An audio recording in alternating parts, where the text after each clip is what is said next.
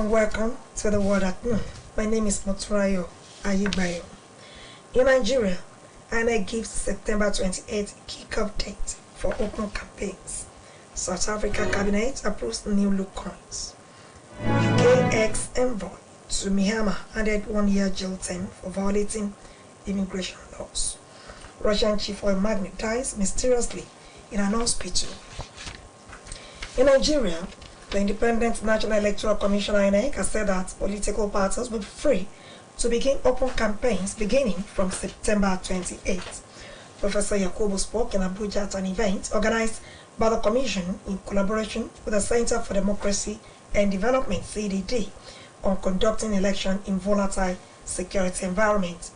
The electoral umpire plans to release the final list of candidates for next year's presidential, senatorial, and House of Representatives elections on September 20. According to INEC Chairman Professor Mahmoud Yakubu, the publication of candidate lists ahead of the national election is in compliance with Section 32(1) of Electoral Act 2022. He said the final list for governorship and House of Assembly elections will be published on October 4. He noted that preparations for the 2023 general election will enter critical stages this month. Professor Yakubu stated that the engagement has become necessary because of the volatile security situation in parts of the country and its implications on the forthcoming elections. The INEC board disclosed that this will be followed on the 4th of October 2022 by the publication of the final list of candidates for state elections, governorship, and state houses of assembly. South Africa's cabinet has approved a new design for coins that will feature inscriptions in all official languages. The official languages will be rotated annually over the next years, while the new coins will begin circulating from next year, and no sample design has been generated yet. This is the 4th time South Africa will be changing the design of its coins, the last one being in 1989. The cabinet, in a statement, explained how the new design will look like for each denomination. It will be recalled that South Africa has 11 official languages.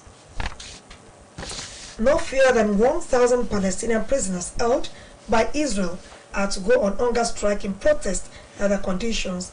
The mass action comes after Israel tightens restrictions in the wake of a dramatic jailbreak by 6 inmates last September. Report says a high-profile prisoner ended a 6-month hunger strike after a deal with authorities. Investigation revealed that about 700 of them are held without charge under what is known as administrative detention. Israel says the measure is necessary for security, but civil liberty groups say the practice is a violation of human rights. This is the Word at Noon, coming to you from Osho State Broadcasting Corporation, Iliawiye, Okibale Oshobo, Voice of the West. Now, amid news message. Nothing is commensurate to freedom, to all within your reach, to safeguard the country's hard-earned democracy. Argentina's Vice President, Ms. Cristina Fernández Kirchner, has narrowly avoided assassination after a gunman's weapon chambers aimed at her. Reports has it that Ms. Fernández was greeting supporters outside her home when a man emerged from the crowd and pointed a handgun at her face. Argentina's president, Mr. Alberto Fernández, said the gun was loaded with 5 bullets but failed to fire when triggered. Mr. Fernández Kirchner is involved in a corruption trial and was returning from court, though she denies the charges. Police said the 35-year-old Brazilian gunman has been taken into custody. They are attempting to establish a motive for the attack. A military-controlled court in Myanmar has sentenced the post-civilian leader, Ms. Aung San Suu Kyi, to 3 more years in prison for alleged election fraud in the 2020 general elections. The conviction mentioned today is the 5th verdict against the Nobel Peace Laureate since the military toppled a civilian government in a coup in February 2021. The latest sentencing brought Suu Kyi's jail terms to a total of 20 years, and she's awaiting verdicts in 8 more charges. Report says that the post-president and former government office minister were also sentenced to 3 years each on the same charge as Sunke. All the three leaders seem to be in good health, and Sunke's legal team is preparing to appeal the verdict. The chairman of Russia's local oil giant, Mr. Ravel Ganov, has died after falling from an hospital window in Moscow. The company confirmed the death of the 67-year-old man following a severe illness at Moscow Central Clinical Hospital and died of his injuries. Mr. Maganov is the latest of a number of high-profile business executives to die in mysterious circumstances. Investigating authorities said they were working at the scene to establish how he died. Lukoil is Russia's biggest private company. Information has it that Mr. Maganov had been receiving treatment at the hospital at the western outskirts of Moscow, which is known for having Russia's political and business elites among its patients. And here again are the highlights of the world at noon. In Nigeria, the Independent National Electoral Commission (INEC) has said that political parties will be free to begin open campaigns beginning from September 28th. The cabinet has approved a new design for coins that will feature inscriptions in all official languages. Ambassador to Myanmar and her husband have been sentenced to 1 year in prison by Myanmar's military authorities. The chairman of Russia's local oil giant has died after falling from a hospital window in Moscow. And that was the word at me, edited by Ulishola Ebodofa and delivered by Moturayo Ayigbayo.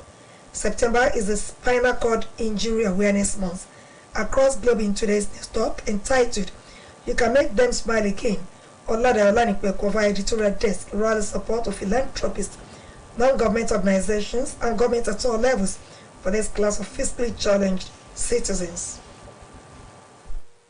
And international spinal cord injury statistical figures estimated that between 247,000 and 358,000 people are living with a spinal cord injury, with about 17,700 new spinal cord injury cases each year. An injury to the spinal cord, which a bundle of nerves that communicates messages traveling between the brain and the rest of the body, is called spine injury. The spinal cord is surrounded and protected by the spinal spine, made up of cervical, thoracic, lumbar, sacral, and coccygeal vertebra. Injury of the spinal cord may affect motor-sensory and autonomic dysfunction and disruption, such as blood pressure, instability, and disruption in temperature regulation, depending on the level of injury.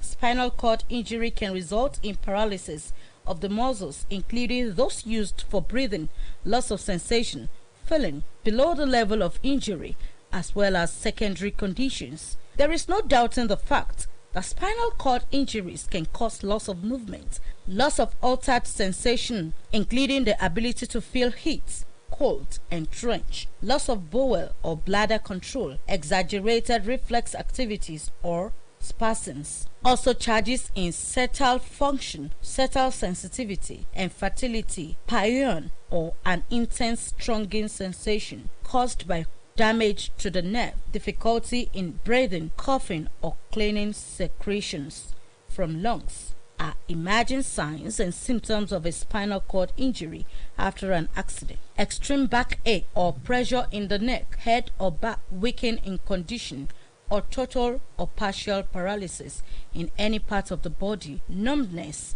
tingling, or loss of sensations in the hands, fingers, feet, or toes are all signs of a partial suffering spinal cord injury. It must be stated that the most common causes of spinal cord injuries are motor accidents. Auto and motorcycle accidents are the leading cause of spinal cord injuries, accounting for almost half new spinal cord injuries each year, according to the findings by News Talk. Force, acts of violence, sports, and recreation injuries, and of course, diseases are also causes of spinal cord injuries. Care for the spinal cord injury patients. News Talk posits there must be total for the spinal cord injury patients.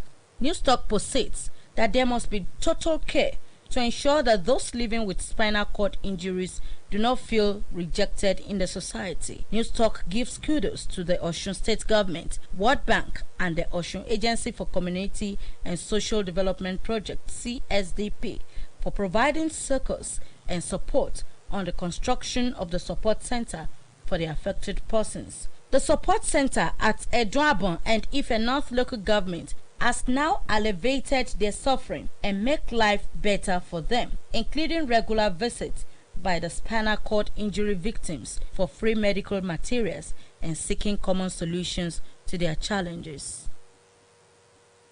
That news talk entitled "You Can Make Them Smile Again." Olanikpekun of our editorial desk rallied support of philanthropists, non-governmental organizations, and government at all levels for the spinal cord injured individuals whose awareness month is built for September. For more about us, you can visit www.osbcng.org. Thanks for listening. Good afternoon.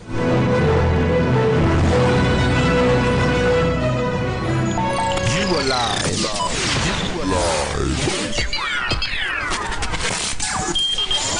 On Osun Radio. Osun Radio. Community radio at its best. 104.5 FM.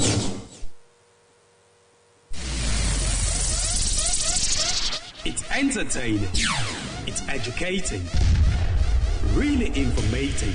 Qualitative news as it breaks. It's OSBC Radio 2, 104.5 FM. Numero uno south of the Sahara. Voice of the West.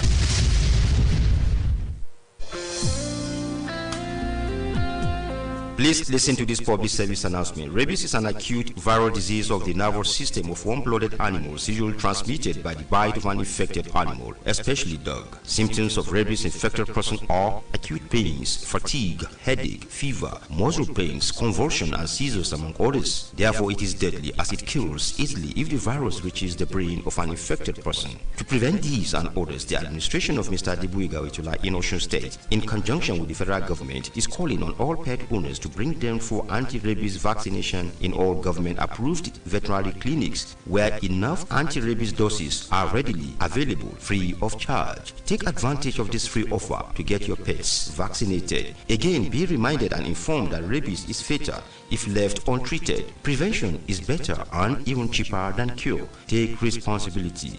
Get your pets vaccinated today. Tomorrow might be too late. Be warned.